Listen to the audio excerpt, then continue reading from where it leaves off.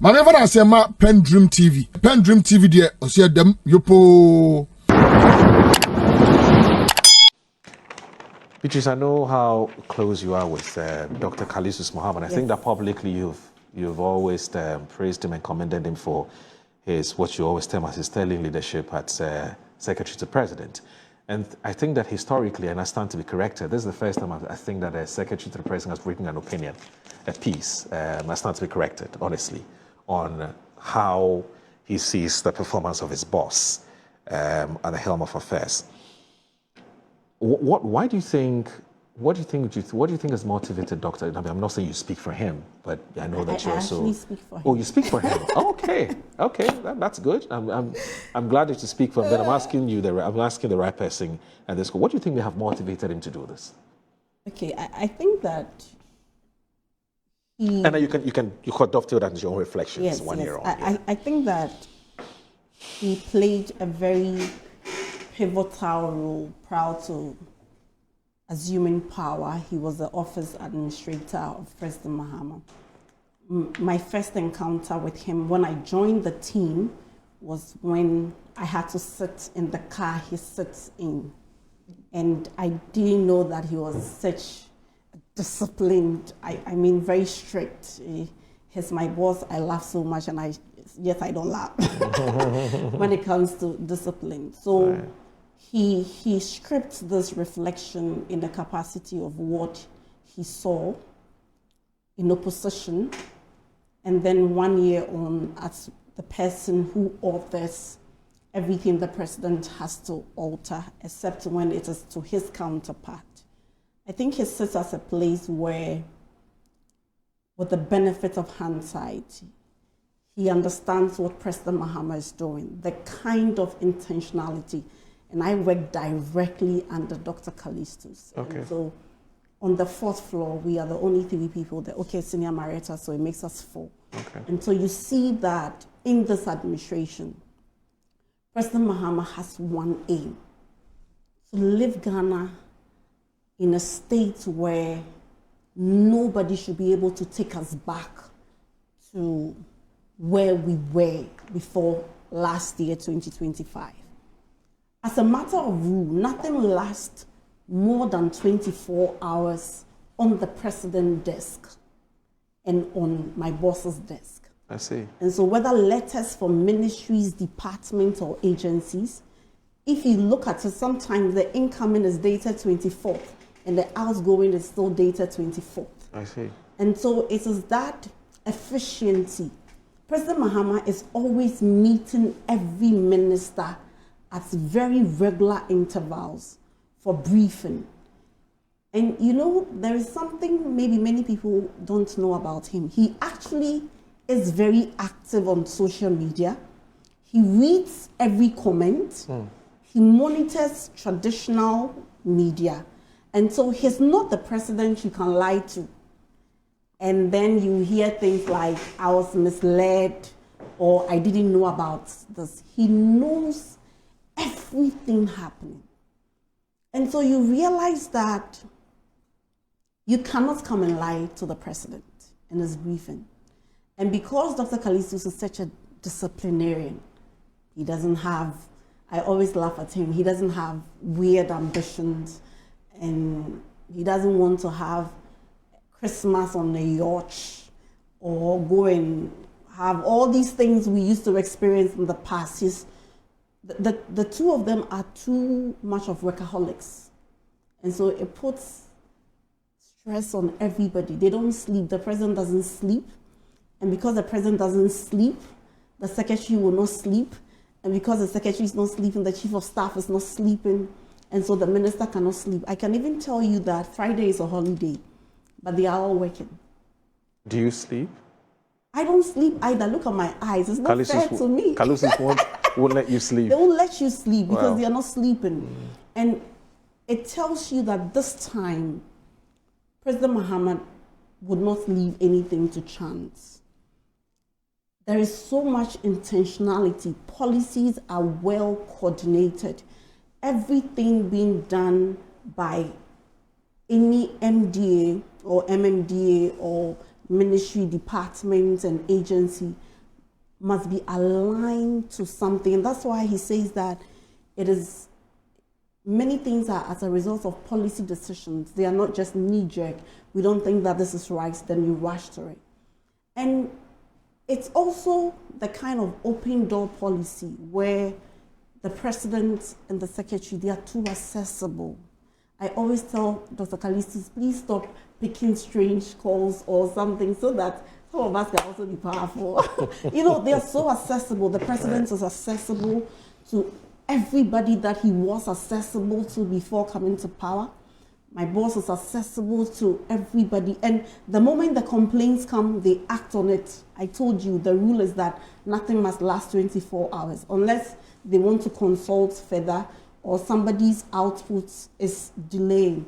And so you see that level of efficiency. I remember one chief director in the ministry was telling me that he has never seen this level of efficiency in his about 25 years of being a chief director, moving from one ministry to the other, the kind of efficiency, because the thing arrived today and then the next day you have it. Sometimes when they call, we are so dead sure that it's been dispatched.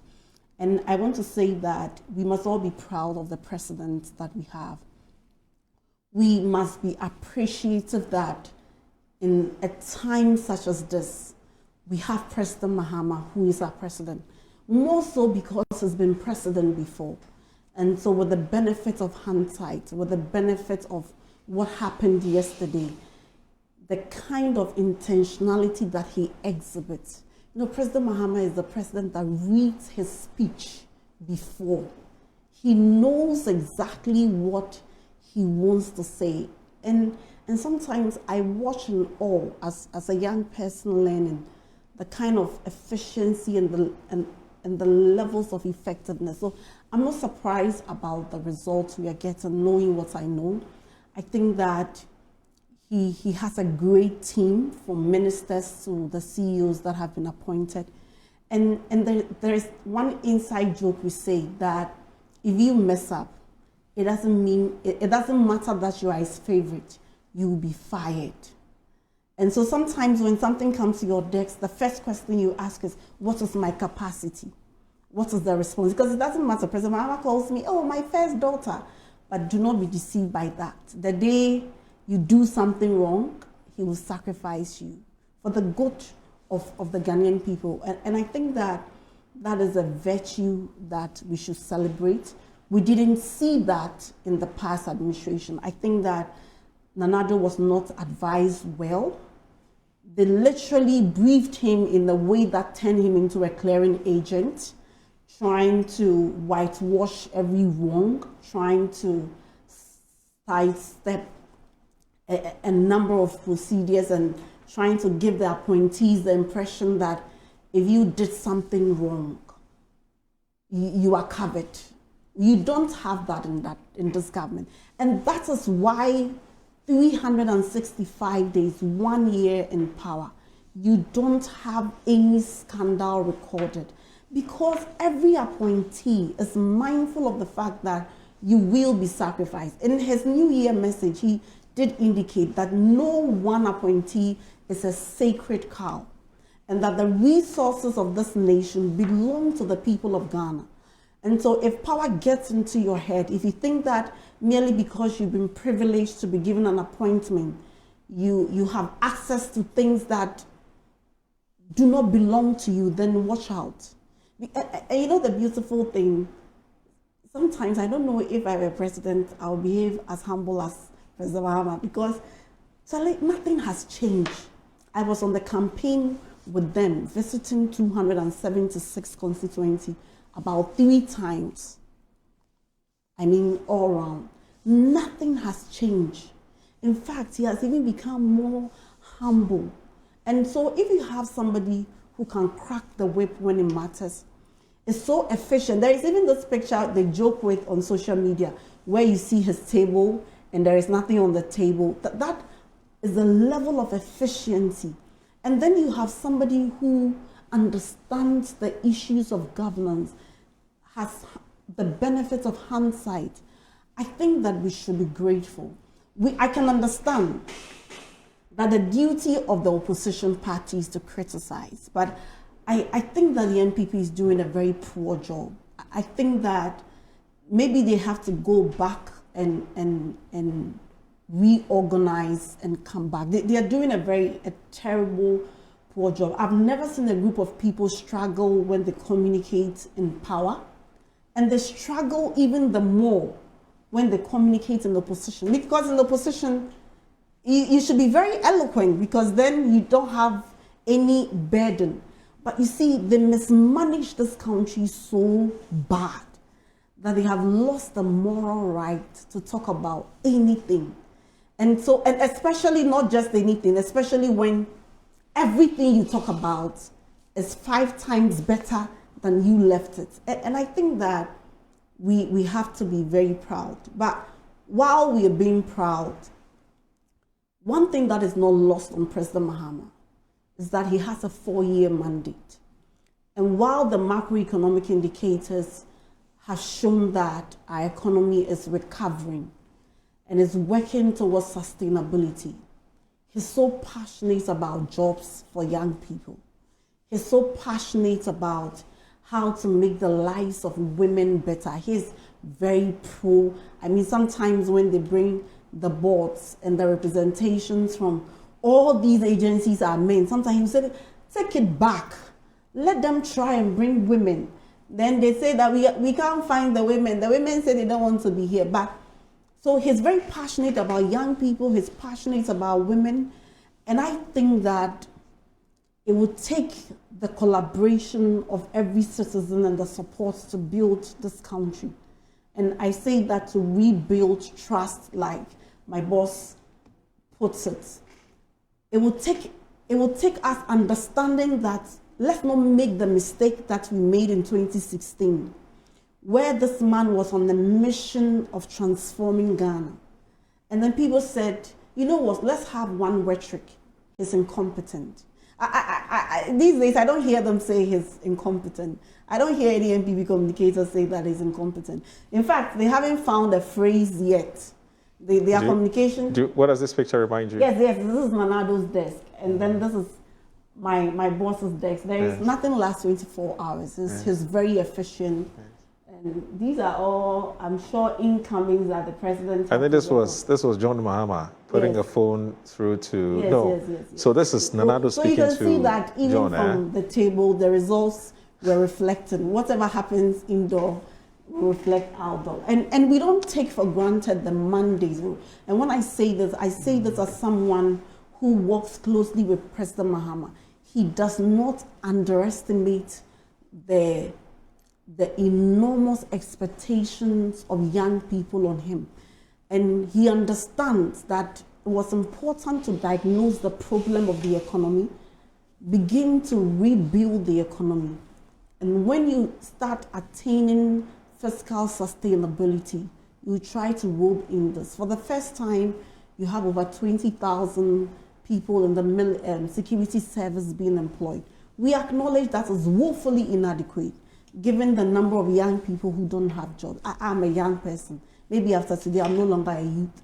But as of yesterday, I was a youth. So I understand, and we recognize. We will not say it that we've created 2 million jobs, more than the number of people unemployed. I think that what is refreshing, and what ought to be refreshing to the people of Ghana, is that there is a new leadership that acknowledges that we are here to serve. We acknowledge that we are here because of the people of Ghana. We recognize that no matter what we do, there is still more room for improvement. We haven't said that if we solve all the problems today, what would we do tomorrow? No, we recognize that even when you solve the exchange rate issue, you have an issue of unemployment. While you're solving the unemployment, you have an issue of maternal mortality. While you're solving maternal mortality. So the issues are nuanced, multi-complex, and we recognize that. But keep faith with President Mahama. Trust the process. And like Dr. Kalisus authored in the article, this is a leadership that is policy-driven. This is a leadership that is not about the PR gimmick. This is a leadership that is not built on sloganeering. This is a leadership that we want to see real transformation in the lives of many young people. We recognize that over 76% of voters are now Gen Zs and maybe millennials.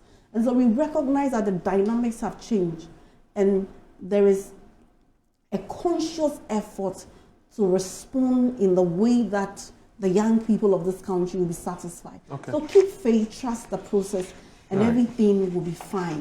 Yes. We will, but it's important to say that Lorato should not make the mistake and compare 2025 to 2017. Why? The dynamics are different, and that is what they failed to do in all these analyses. Okay. At the time they came into government, the dollar to CD was just about 4 CD, 20 pesos. The effects were not the same. Even in the 4 years that she claims they were basking in glory, the CD depreciated by 4.7%.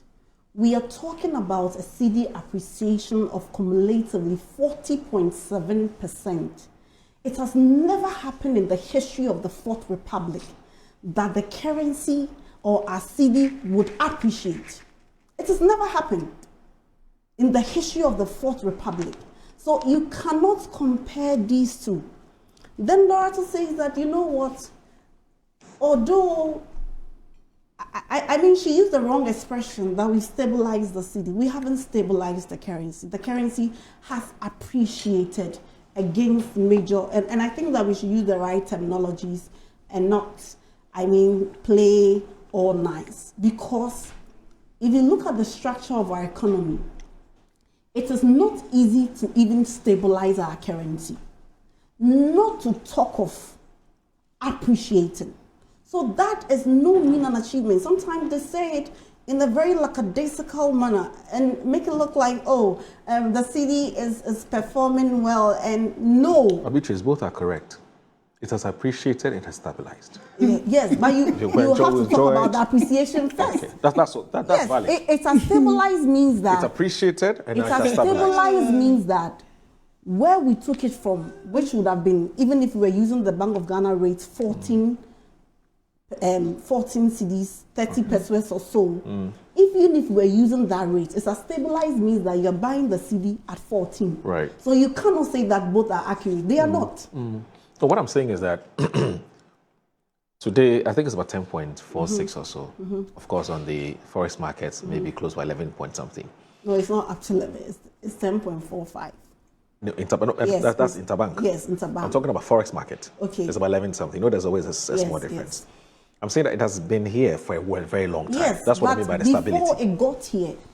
No, somewhere. And then you drop Yes, before it got here. So it's not as if we are enjoying relative stability where we took it off. So that point has to be made. Right. And he says that, you know what, even though all these macroeconomic indicators are great, it is not reflecting in the lives of the people. I think that we must be very honest that we have seen some improvement.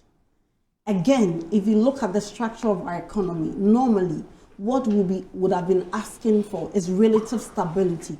Here you are having prices of goods reduce, a reduction. Lorato is a Muslim. I didn't even know that Hajj was such a big thing for Muslims. Today, can you tell the people in the Muslim community who want to go to Hajj and who left for Hajj last year that there is no effect in the appreciation of the CD? That we are being told that even for this year, Hajj will be 62,000 CDs, moving from your 75,000 and above. So you cannot say that. Before you left power, with all the noise about gold for oil, what was the price of a liter of fuel? Almost 15 cedis on the average. Today, it's between 10 to 11. So you cannot say that you are not. So if you buy your fuel at Goil, just compare it to when you were in power and see whether it has, your life is better off or not. Or maybe the goodies are not coming. So when you do the extrapolation, she's feeling it more. You cannot talk about it when people are saying that a year by this time, in 2024, they were buying a ton of iron rods for 10,000 cedis and above. And today they are buying the same for 6,600. It cannot be the same story that you are comparing. Rice. This Christmas, someone came to dash me rice. And when I was also dashing the rice, my auntie B said, hey, we don't want rice, so we want other things because these days rice is so cheap, we can afford rice. Can you imagine? That is it. And so, and like I'm saying, in all these, Moro, we have not held a Kenke and Wachi party. So she shouldn't make it look like we are so excited. In fact, in our discussion, in President Mahama's speeches, one thing that he recognizes most is sustainability. Right. We haven't done Kenke party to celebrate these successes. We are only saying that in contributing to the national discourse, let's not be dishonest about it. Okay. Let's not repeat the same things and make sweeping statements like we are not reflecting, we are not experiencing it. Because if you watch TikTok, maybe she doesn't like social media a lot. But if you go to X, if you go to Facebook, TikTok, many people recognize that there is so much work to be done that we will not run away from. But many also recognize the gains that have been made just before the budget was read. The finance minister himself went to the market. And on this show, we discuss the sentiment of the market women. My mother is a market woman. She goes to Fishing Harbour. She goes to Asiamah market. The story is not as it is. Maybe you may not want to applaud the NDC because you're an opposition party. And rightly so, we don't expect you to applaud us, even though we welcome you to be honest. But let's not create the impression that what is happening today, a similar thing happened in 2017. In 2025, did you hear any appointee charging people so they can share a seat with President Mahama? Okay. Did you hear that? Did you hear President Mahama's children converting bossed fuel into contaminated fuel and selling for their benefit? Have you heard that contracts have been awarded to cronies? Have you heard? So the story cannot be the same. Maybe they can take the discussion from a different angle. But let's not make it look like this is normal. Because if these economic gains were so easy to achieve, if they were just so fundamental and basic as the NPP wants us to believe, what happened to the economic messiah? What happened to the man who held lectures and propounded many economic theories? When the fundamentals are weak, the exchange rate will expose you. So today, if the exchange rate is glorifying the NDC, what should we be told about the fundamentals? We cannot, you may not want to give the NDC credit, and we don't even want the credit, because then again, we are not a party that we are so concerned about slogan and glory. Okay. But let the record reflect that this is not 2017. All right. You did not make gains. What you were doing was to say that, we were depreciating at a lower rate. Okay. We were growing at a lower rate. What we have is a complete turn around, where from haircut to a successful debt restructuring. You know, one beautiful thing, and I'm hoping we will get there, about the finance minister paying the interest on the Eurobond in December. Right. When he could have waited for January this year to do so. It shows you that you moved us from an economy where you could not pay your interest. From a yen-to-year economy to an economy where we are paying our interest ahead of schedule. And even at the time when $709 million is exiting our shores, because you borrowed $11 billion in Eurobond, the city is even further appreciating. It's no mean an achievement.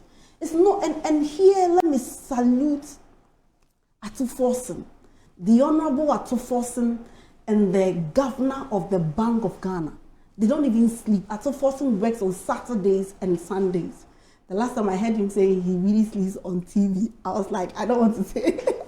You know, he doesn't even sleep. You had a finance minister that literally said every Ghanaian is a child. And I cannot leave my children and go, and we are a proud nation and all that. And you led us into an abyss. The kind of economy you inherited, it's not the same economy we inherited.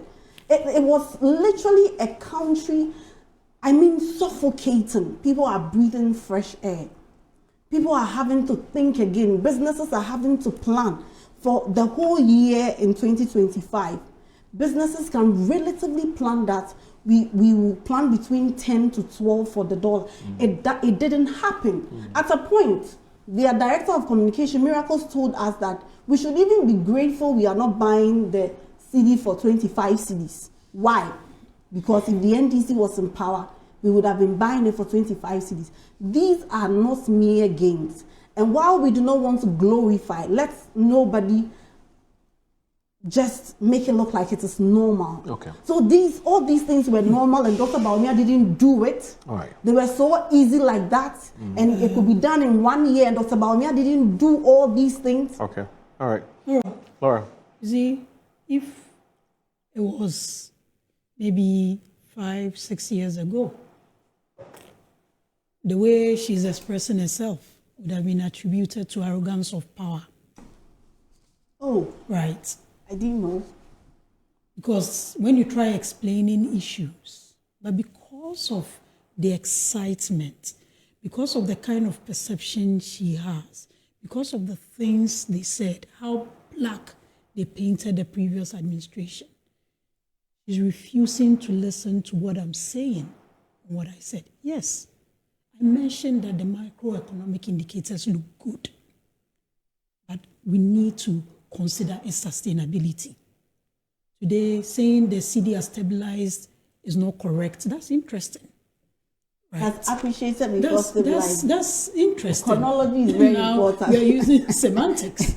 Chronology is very But important. bro, it's not a lie that we are doing a first year reflection of the administration. We are not doing the 4-year tenure of President Mahama. We are doing the first year. And when you are doing analysis, you compare likes. You don't compare bananas to mangoes. That is why when indices are being projected or statistics are being given, they tell you a year like this, year to date and all that. She's one who has done economics. I haven't done economics beyond secondary school, so she should understand these things. Yes, by virtue of the fact that the exchange rates are stabilized, every other transaction that has to be done in foreign currency will see some decline. Fact. So yes, hard fares are pegged in dollars. So if the exchange rate is low, it will go low. Great. But what the point I was making was, 2017 is not a lie that growth doubled. They left it at 3 point something. We move it beyond 7, almost 8. Even if you disaggregate it, there were other sectors that even grew more than that. So that's the conversation we are having. But you're talking about iron rods. Yes, the people who have the wherewithal to build will feel it. You're talking about other high-ticket items. Business people, yes.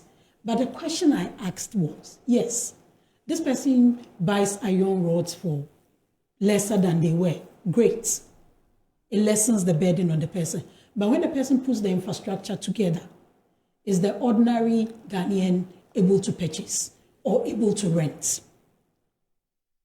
Is rent low? That's why I made an example with the water. And this is not water produced by a private person. This is water produced by the Ghana Water Company. I was buying it at 28. It's now 30. So we talk about it. It looks good. City are stabilized. Things are looking good. Those who go and import things, because we still fundamentally an import economy.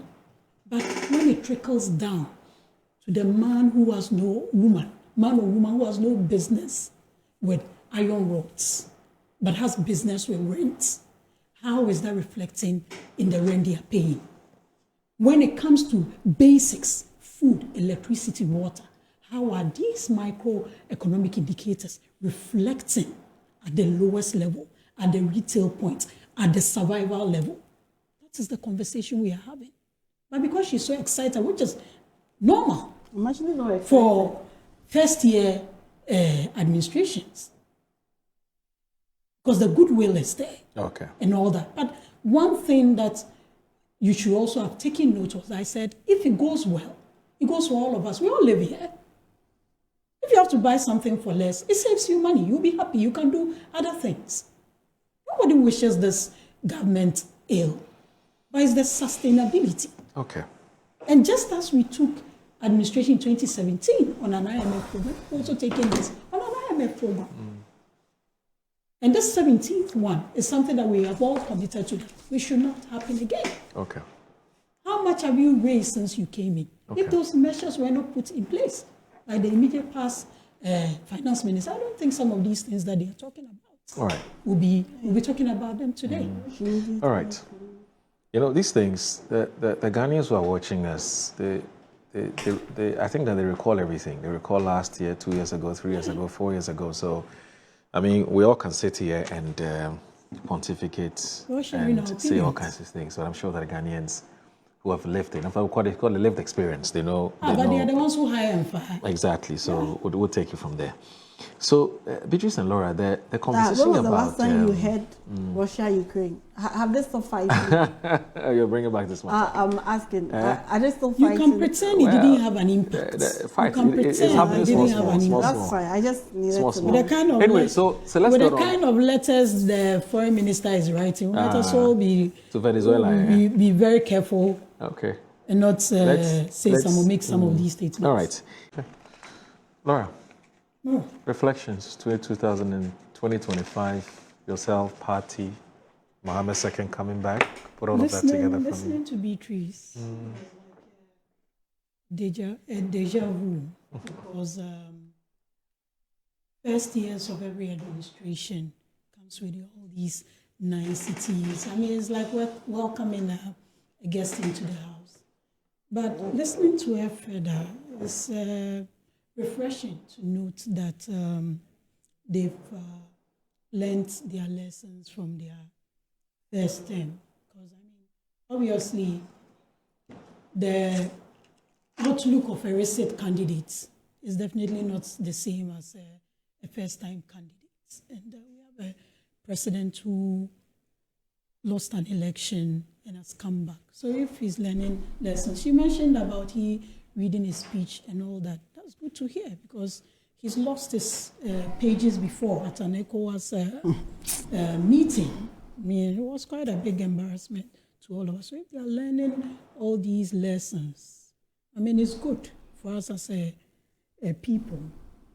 I mean, Beatrice mentioned security agencies employing. No. And that's the point where I may depart a bit from here. One of the key conversations that came up was employment, especially youth employment in 2024. I mean, statistics didn't really favor, even with all the interventions that the administration then had put in place, all the innovations. Still, there was a huge need for youth employment. So that's what informed the 133 formula that they made their flagship, if I may. And a year down the line, we haven't really heard much about it. So if Beatrice says so, for the first time, 20,000 people have been employed in the security agencies. We can't keep doing the old things and expect new results. So, I mean, 1 year in power, it's not different from when, I can't talk much about when President Rawlings was in power, but at least I can talk about the first year of President Kufuor.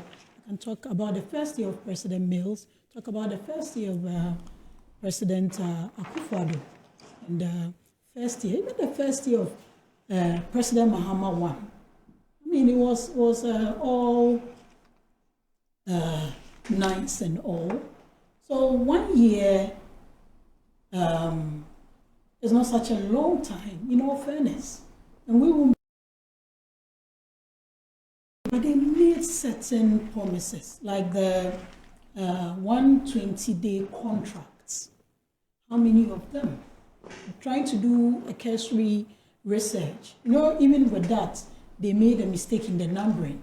So it's 26, but it's actually 25 of them. From the little that I saw from Ghana Fact and all those other places, they've been able to fill 13 of those 25, and it's beyond 120 days. So what is being done about those things?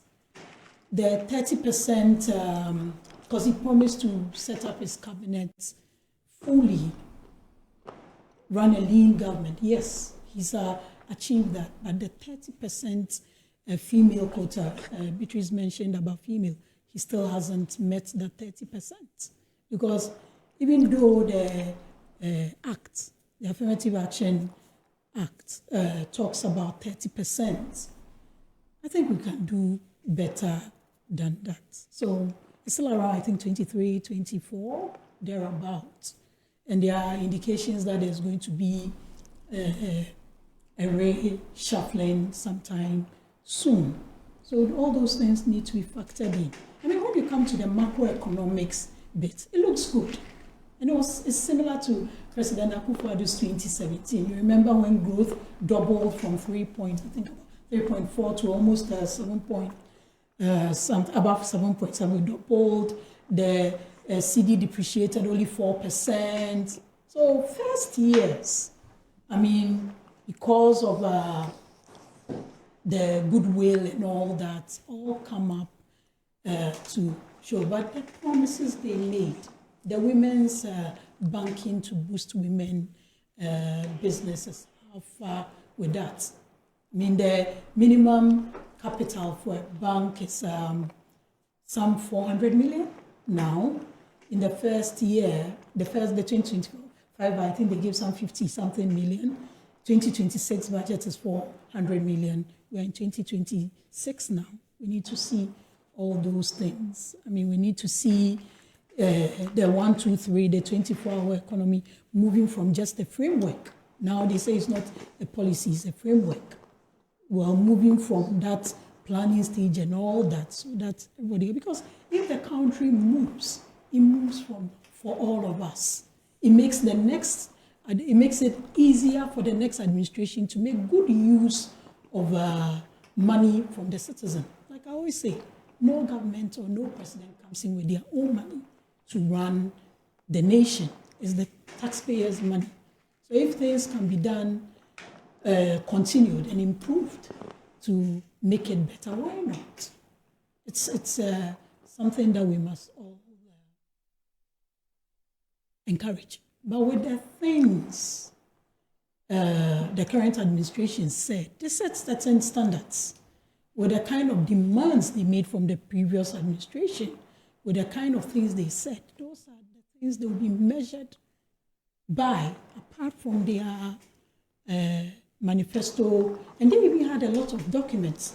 They had the manifesto, they had the youth manifesto, they had the women manifesto, they had the 120-day contract. So there are a lot of promises. And apart from that, there were some promises that were made on campaign platforms, you know. But above all these things, the fundamental thing is, with all the microeconomics indicators doing well, with the stabilization of the dollar and all that, sustainability is key. But the fundamental thing is, how do these things reflect in the life of the ordinary Ghanaian? Okay. Yes, the dollar has been stabilized. Yes, those importing things,